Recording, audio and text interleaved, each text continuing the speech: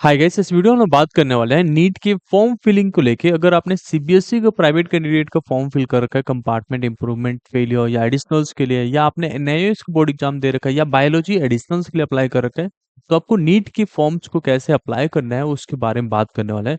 2025 में कैसे अप्लाई करोगे, क्या कोड यूज करोगे उसके लिए, साथ में क्या एलिजिबिलिटी है, क्या क्या कोर्सेज में एडमिशन मिल जाएगा नीट के एग्जाम्स देने के बाद से, वो सारे डिटेल्स भी हम लोग समझने वाले हैं।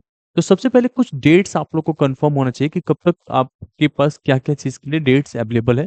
सबसे पहला आपका जो एप्लीकेशन फॉर्म है वो ऑनलाइन सबमिट होने वाला है और 7th ऑफ फरवरी को ही एप्लीकेशन फॉर्म स्टार्ट हो गया था और 7th ऑफ मार्च तक अप्लाई होगा, पूरे 1 मंथ। इवनिंग में, रात में, मतलब 11:50 तक आप कर सकते हो। फीस सबमिशंस के लिए भी 11:50 रात तक रहेगा 7 मार्च को, ठीक है? तब तक आपका फीस सबमिट कर सकते हो। करेक्शंस जो फॉर्म में करने हैं, कुछ अगर गलती हो जाती है तो 9 मार्च से लेके 11 मार्च के बीच में डेट खुलेंगे, उसमें आप करेक्शंस कर सकते हो।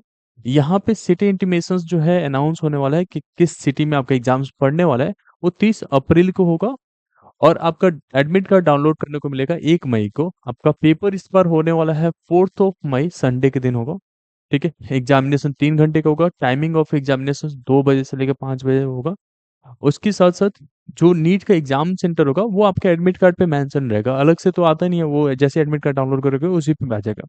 उसके बाद से एक और चीज़ रहता है कि जब आपका आंसर शीट जो होगा, वो कब यहाँ पे शो होगा वेबसाइट्स पे, वो अभी मेंशन्ड नहीं है, वो बाद में आप लोग को अपडेट मिल जाता है, ठीक है?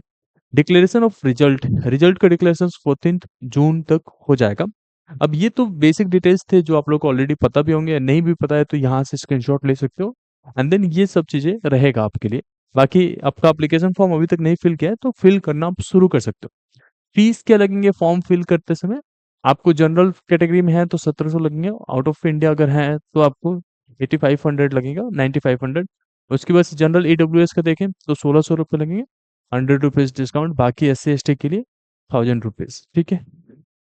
अब आता है आपका कि क्या-क्या कोर्सेज में एडमिशन मिलेगा आफ्टर गिविंग नीट एग्जाम। अगर नीट का एग्जाम्स आप दे देते हैं तो आपको क्या-क्या कोर्स में एडमिशन मिल जाएगा। सबसे पहले तो एमबीबीएस के लिए, बीडीएस के लिए, बीएससी नर्सिंग जो एएफएमएस के लिए होता है, उसमें आर्म्ड फोर्स मेडिकल साइंसेज के लिए। उसके बाद से बीबीएससी में या एएच में, आयुष के कोर्सेज में हो जाएँगे जैसे बीयूएमएस, बीएमएस, बीएसएमएस या बीएचएमएस। इस तरीके के कोर्सेज में आपको एडमिशन मिलते हैं। अब ये अलग-अलग कॉलेजेस होते हैं, बट काउंसलिंग प्रोसीजर सबके लिए सेम रहेगा। अलग-अलग स्टेट्स अलग-अलग काउंसलिंग भी करा रहे होते हैं, बट नीट के स्कोर कार्ड के बेसिस पे ही सारे काउंसलिंग्स होंगे, ठीक है? तो अगर इस कोर्सेज में आपको एडमिशन चाहिए होंगे, तो उस बेसिस पे आपको नीट एग्ज़ाम्स देना कंपल्सरी रहता है और आपको देना भी चाहिए। इवन तो अगर आपको प्लान नहीं है किसी भी कोर्सेज में, तब भी आपको नीट का एग्जाम देने से कुछ आइडिया मिल जाता है, तो you should give the NEET exam. अब बात करते हैं आपकी एलिजिबिलिटी को लेके। बहुत सारे स्टूडेंट्स हमसे पूछ रहे थे कि भैया हम इस बार कंपार्टमेंट एग्जाम दे रहे हैं या एज अ फेलियर एग्जाम्स दे रहे हैं या इंप्रूवमेंट दे रहे हैं, तो किस कैटेगरी में हम अप्लाई करेंगे? तो सबसे पहले जान ले आप, अगर फेलियर और कंपार्टमेंट कैटेगरी में आपने अप्लाई कर रखा है तो आपका जो फॉर्म फिल होगा वो एज अ अपियरिंग ही होगा। जैसे इस बार 2025 में जो पहली बार बोर्ड एग्जाम देंगे, उनका भी अपियरिंग है और जो बच्चे कंपार्टमेंट देंगे उनका भी अपीयरिंग है, जो बच्चे फेल हो गए थे वापस से पेपर दे रहे हैं उनका भी अपीयरिंग है। तो आपके लिए सिंपल कोड 1 रहेगा, उसमें से आपको कोड 1 सेलेक्ट करना पड़ता है, ठीक है? और उस बेसिस पे ही आपको अपना डिटेल्स देना, पीछे के कोई मार्क्स वगैरह नहीं देने। अगर आपने इम्प्रूवमेंट के लिए अप्लाई अप्लाई कर रखा है, आपके मार्क्स बढ़ाने हैं, उस बेसिस पे अप्लाई करके, तब भी आपको as a pass out apply करना पड़ेगा कोड 2 को लेके, ठीक है? अब आप एज़ अ पास आउट डालोगे तो जो मार्क्स थे आपके पास वही डालोगे। इम्प्रूवमेंट हो जाने के बाद से काउंसलिंग के टाइम पे सारे डॉक्यूमेंट चेंज हो जाते हैं, तो उसको लेके कोई भी प्रॉब्लम नहीं है। नीट की फॉर्म फिल करने के लिए आपका एज जो है 17 साल होना चाहिए और जो मेन सब्जेक्ट्स होने चाहिए वो इंग्लिश, फिजिक्स, केमिस्ट्री और बायोलॉजी होना चाहिए। ठीक है? ये कंपल्सरी सब्जेक्ट्स हैं।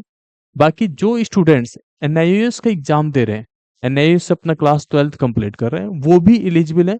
ये पहले नीट में जो है नॉट एलिजिबल में कैटेगरी में आता था, बट सुप्रीम कोर्ट और हाई कोर्ट में केसेस गए हैं, उसके बाद से जब तक ये कोर्ट से फाइनल नहीं होता है, तब तक के लिए ये एलिजिबल कर दिया गया है। तो एडिशनल सब्जेक्ट्स अगर बायोलॉजी आप देते हैं, लेट्स से आप पीसीएम स्टूडेंट थे और bio as an additional exam दिए हैं, तब भी आप नीट के लिए एलिजिबल हो जाते हो।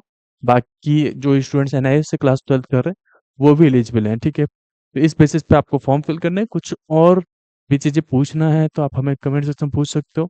फॉर्म फिलिंग करने में किसी भी जगह पे दिक्कत आ रही है, तो ऐसे नहीं कि अपने आप कुछ भी फिल करके आगे बढ़ जाएँ, प्रॉपर डिस्कशन करके एंड देन कंफर्मेशन लेने के बाद से ही फॉर्म फिल करें। बाकी एंट्रेंस एग्ज़ाम्स के लिए जो अप्लाई कर रहे हो, इससे ये तो रहता है कि आपको एक अच्छा कॉलेज मिलता है।